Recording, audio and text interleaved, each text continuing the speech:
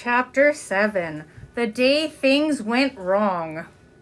Ramona's day was off to a promising start for 2 reasons, both of which proved she was growing up.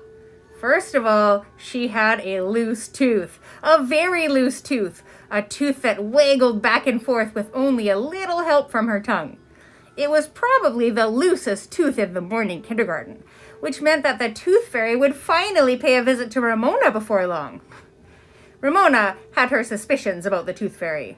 She had seen Beezus search under her pillow in the morning after losing a tooth and then call out, "Daddy, my tooth is still here. The tooth fairy forgot to come." "That's funny," Mr. Quimby would answer. "Are you sure?" "Positive. I looked every place for the dime." "Let me look," was always Mr. Quimby's suggestion. Somehow, he could always find the tooth fairy's dime when Beezus could not. Now Ramona's turn would come soon.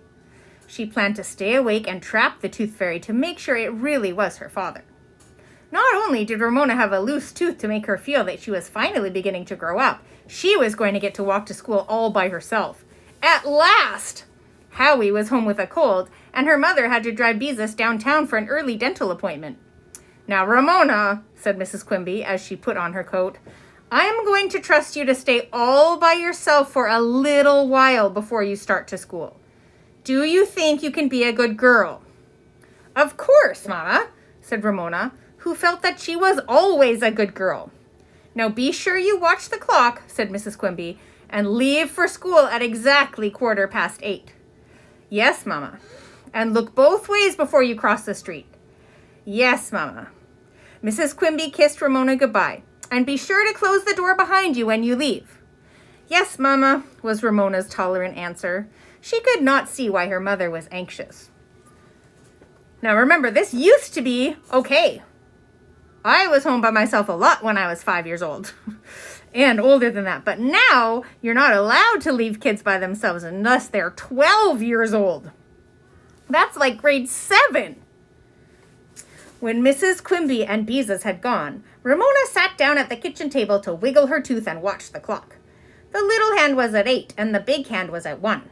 Ramona wiggled her tooth with her finger. Then she wiggled it with her tongue, back and forth, back and forth. The big hand crept to 2. Ramona took hold of her tooth with her fingers, but as much as she longed to surprise her mother with an empty space in her mouth, actually pulling the tooth was too scary. She went back to wiggling. The big hand moved slowly to 3. Ramona continued to sit on the chair wiggling her tooth and being a very good girl as she had promised. The big hand crawled to 4. When it reached 5, Ramona knew that it would be 8:15 and time to go to school. A quarter was 25 cents. Therefore, 8:15 was 25 minutes after 8. She had figured the answer out all by herself. But you know what, everybody? She was wrong. At last, the big hand crawled to 5. Ramona slid off the chair and slammed the door behind her as she started off to school alone. So far, so good. But as soon as Ramona reached the sidewalk, she realized that something was wrong. In a moment, she understood what it was. The street was too quiet. No one else was walking to school. Ramona stopped in confusion. Maybe she was mixed up. Maybe today was really Saturday. Maybe her mother forgot to look at the calendar. No, it could not be Saturday because yesterday was Sunday. Besides, there was Henry Huggins's dog Ribsy trotting along the street on his way home from escorting Henry to school. Today really was a school day because Ribsy followed Henry to school every morning. Maybe the clock was wrong. In a panic, Ramona began to run.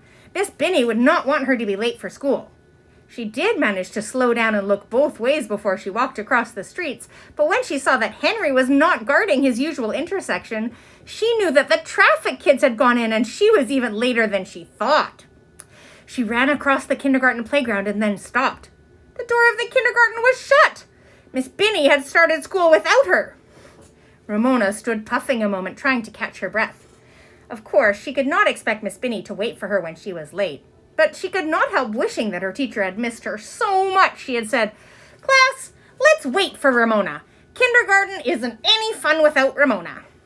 When Ramona caught her breath, she knew what she should do. She knocked and waited for the door monitor to open the door. The monitor turned out to be Susan, who said accusingly, "You're late." Never mind, Susan, said Miss Binny, who was standing in front of the class holding up a brown paper sack with a big T printed on it. What happened, Ramona? I don't know, Ramona was forced to admit. I left at 8:15 like my mother told me. Miss Binny smiled and said, Next time try to walk a little faster, before she continued where she had left off. Now who can guess what I have in this bag with the letter T printed on it? Remember, it is something that begins with T. Who can tell me how T sounds? Go on. What does it sound like? Good, said Miss Binny. Davy, what do you think is in the bag? Miss Binny was inclined to bear down on the first letters of words now that the class was working on the sounds letters make. Caterpillars? Said Davy hopefully. He rarely got anything right, but he kept trying. No, Davy, caterpillar begins with C. K.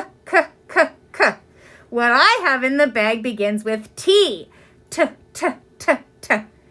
Davy was crestfallen. He had been so sure caterpillar began with T. The class ticked quietly while it thought. TV? Someone suggested. TV began with T but was not in the bag. Tadpoles? Wrong. Teeter-totter? Wrong again. How could anyone have a teeter-totter in a paper bag? Ramona ticked to herself as she wiggled her tooth with her fingers.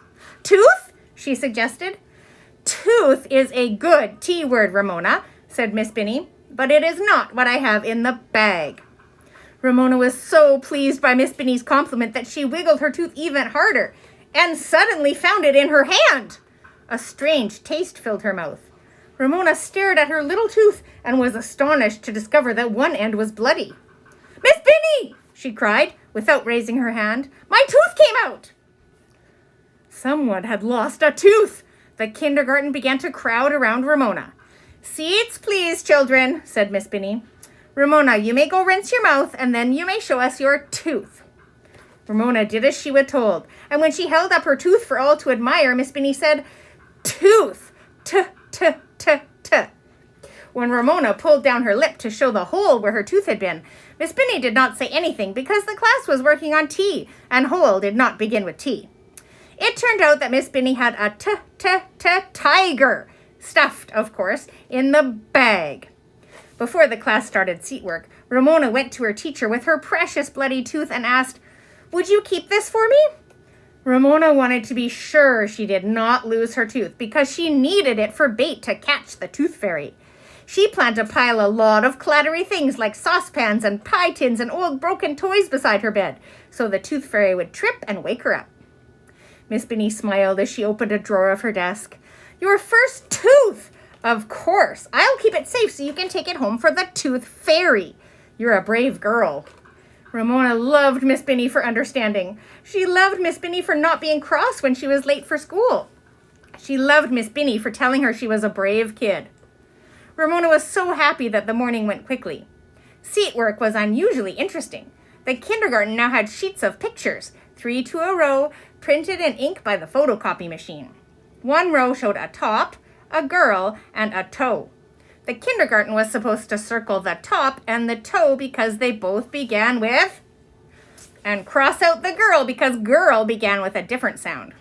Ramona loved to circle and cross out and was sorry when recess time came. Want to see where my tooth was? Ramona asked Eric J. when the class had finished with tea for the day and had gone out to the playground. She opened her mouth and pulled down her lower lip. Eric J. was filled with admiration. Where your tooth was is all bloody, he told her. The glory of losing a tooth! Ramona ran over to Susan. Want to see where my tooth was? She asked. No, said Susan, and I'm glad you were late because I got to open the door my very first day as door monitor. Ramona was indignant that Susan had refused to admire the bloody hole in her mouth. No one else bravely had lost a tooth during kindergarten. Ramona seized one of Susan's curls, and careful not to pull hard enough to hurt Susan, she stretched it out and let it spring back. Boing! She cried, and ran off, circling the jungle gym and coming back to Susan, who was about to climb the steps to the traveling bars. She stretched another curl and yelled, Boing! Ramona Quinby! Shrieked Susan. You stop boinging me! Ramona was filled with the glory of losing her first tooth and love for her teacher.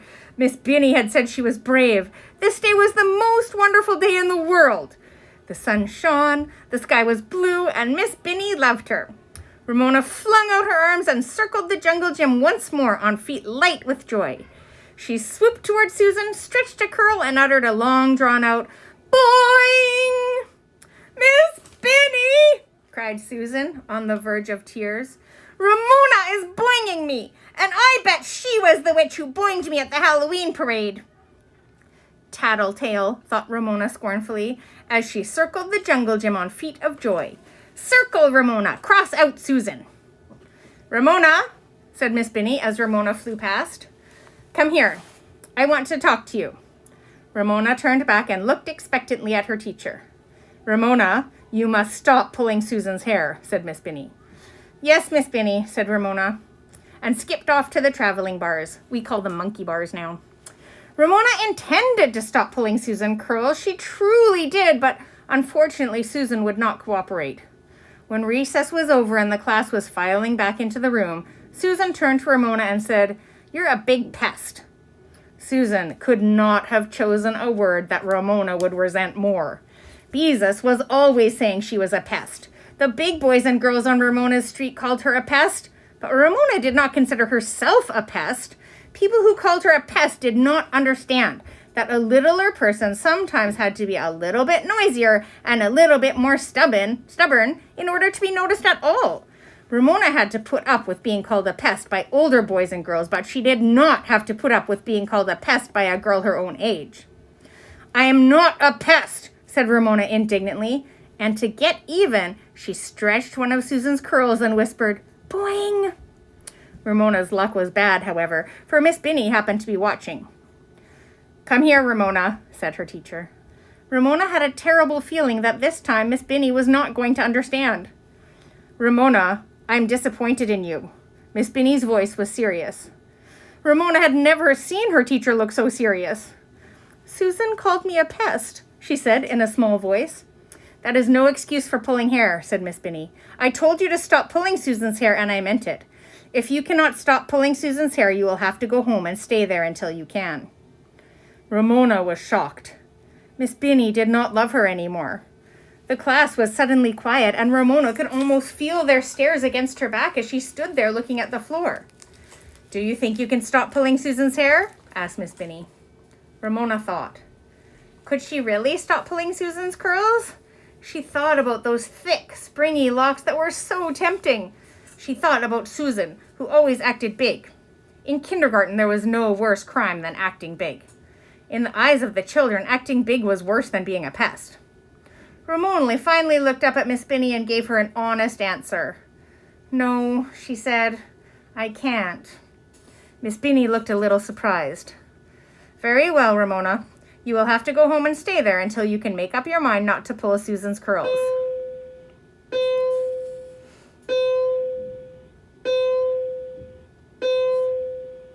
Sorry, everybody. Now? Asked Ramona in a small voice. You may sit outside on the bench until it's time to go home, said Miss Binny. I'm sorry, Ramona, but we cannot have a hair puller in our kindergarten. No one said a word as Ramona turned and walked out of the kindergarten and sat down on the bench. The little children next door stared at her through the fence. The workmen across the street looked at her in amusement. Ramona gave a long, shuddering sigh, but she just managed to hold back the tears. Nobody was going to see Ramona Quimby acting like a baby. That girl has been bad again, Ramona heard the 4-year-old next door say to her little sister. When the bell rang, Miss Binny opened the door to see her class out and said to Ramona, I hope you'll decide you can stop pulling Susan's hair so you can come back to kindergarten. Ramona did not answer. Her feet, no longer light with joy, carried her slowly toward home. She could never go to kindergarten because Miss Binny did not love her anymore. She would never get to show and tell or play gray duck again. She would not get to work on the paper turkey Miss Binny was going to teach the class to make for Thanksgiving. Ramona sniffed and wiped the sleeve of her sweater across her eyes. She did love kindergarten, but it was all over now. Cross out Ramona. Not until she was halfway home did Ramona remember her precious tooth in Miss Binny's desk.